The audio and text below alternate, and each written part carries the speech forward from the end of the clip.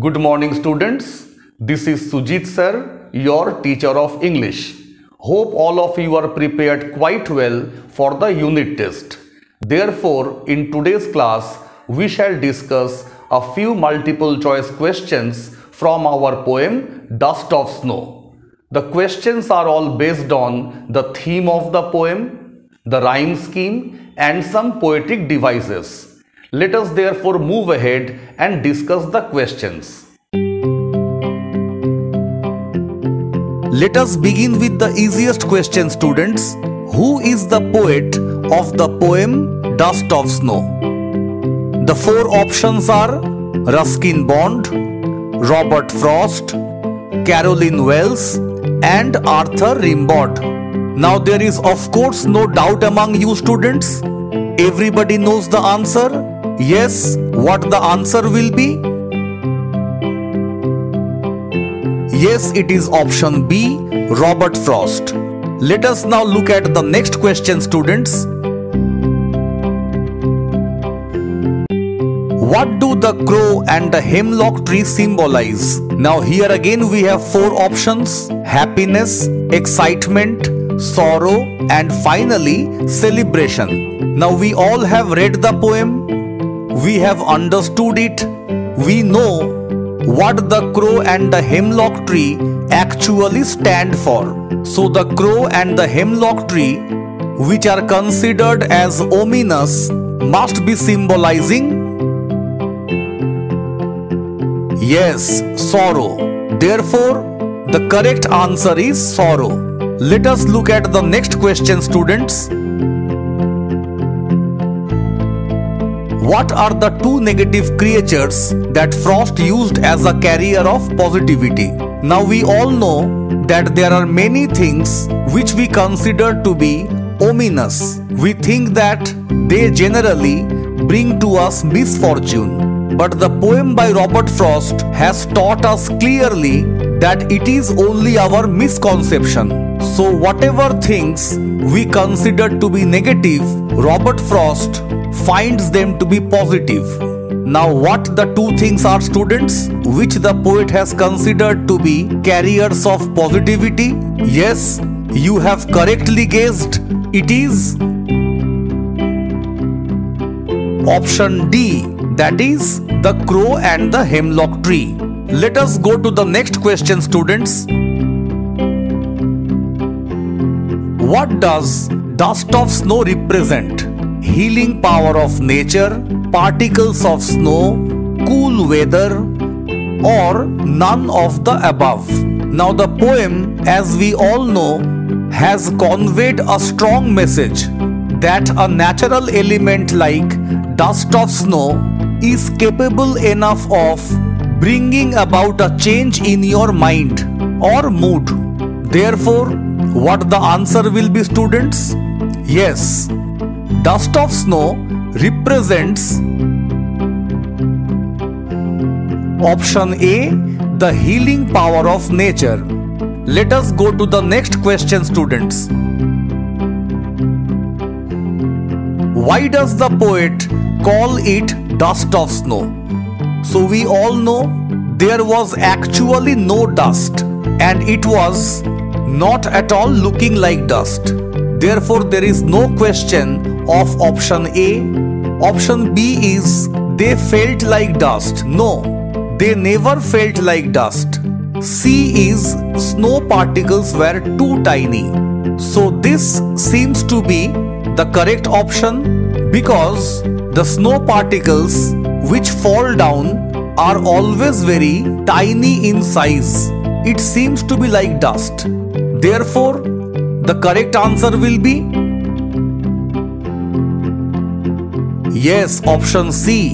Snow particles were too tiny and therefore the poet calls it dust of snow. Let us have a look at the next question, students. What changed the mood of the poet? Now this is again one of the easiest questions for all of you students. We know what exactly brought about the change in the mood of the poet. The four options are falling of snow on him, option B, the crow, option C, the hemlock tree, and finally all the above. We all know it is neither the crow nor the hemlock tree, but the falling of snow on him that brought about a change in his mood. Therefore, we should go with yes, option A. So, the correct option is option A, that is falling of snow on him. Let us move to the next question. What is the rhyme scheme of the poem? Now we all know how to find out the rhyme scheme of a particular poem. The last word of every line will rhyme with any other last word of some other line. Now it may rhyme or it may not rhyme. That is what we need to find out. Now if we look at the poem, we find the last word of the first line crow rhyming with the last word of the third line snow. Therefore we should mark against the first line as A, and the third line will also be A, because the last words of the first and the third line respectively sound alike. Now come to the second line, students. Here me is rhyming with the last word of the fourth line tree. Therefore these two will be B. The fifth line is heart, not matching with any of the previous words. Look at the sixth line, student. It is mood, once again not rhyming. Now the last word of the third line, part, properly rhyming with heart, and the last word of the sixth line rhyming with root. So the fifth line will be C, the sixth one will be D, seventh one will again be C, and finally line 8 will be D. Therefore the rhyme pattern will be A B A B C D C D. Now where do we have this? Let us have a look properly. Yes, it is in option B, A B A B C D C D. Let us move to the next question, students. What is the poetic device used in and saved some part? Now this we have in the seventh line. Now the options are simile, metaphor, oxymoron, and alliteration. Now simile, as we all know, it is a kind of direct comparison, but we don't find any kind of comparison here. Metaphor, it is also known to us that it is an implied simile or a kind of indirect comparison. Therefore there is no question of it being a metaphor. In the third option we have oxymoron. What is it, students? I hope you know. In oxymoron, two contradictory terms are placed one after another to enhance effect. Let me give you some examples, like sweet sorrow. Now sweet is quite opposite to sorrow, but such words are placed side by side to enhance effect in poetry. This is what is called oxymoron. Like lawless law, so it is such a land where there is no law, so it is called as lawless law. Or you can take an example of regularly irregular. So one who is irregular, he remains irregular every day. So it is interestingly called as regularly irregular. So these are the examples of oxymoron. And what is alliteration, students? It is one of the common poetic devices, and I'm sure all of you know this.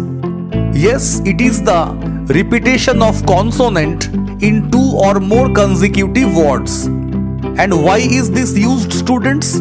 It is used in poetry so that we can remember it for a long span of time.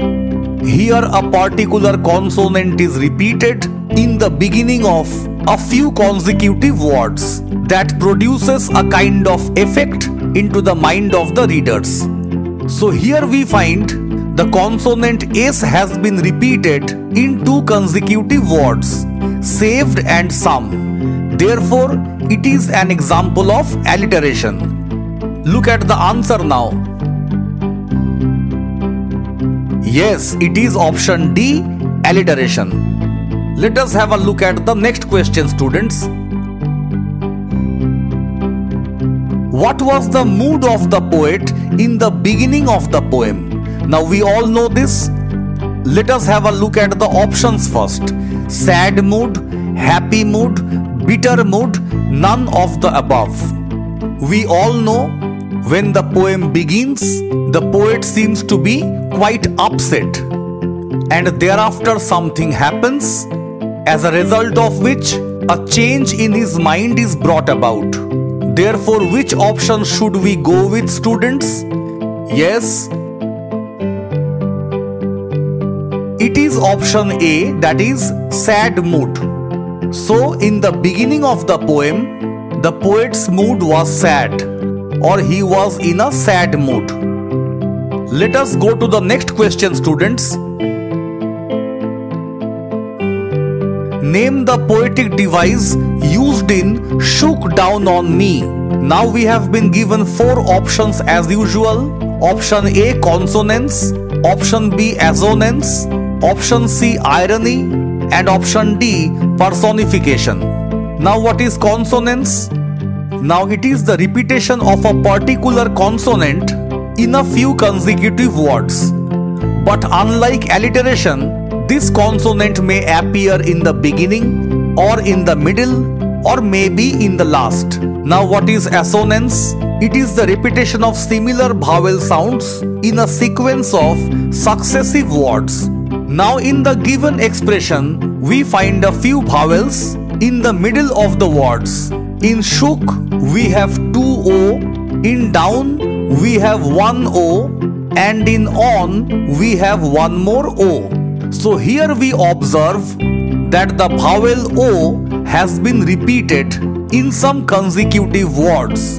So the poetic device is undoubtedly assonance, and there is no question of irony here, because irony is something where the speaker pretends to admire a person or a thing while it is intended to ridicule. Simply speaking, when you make fun of someone with some pleasant words, that may be called as irony.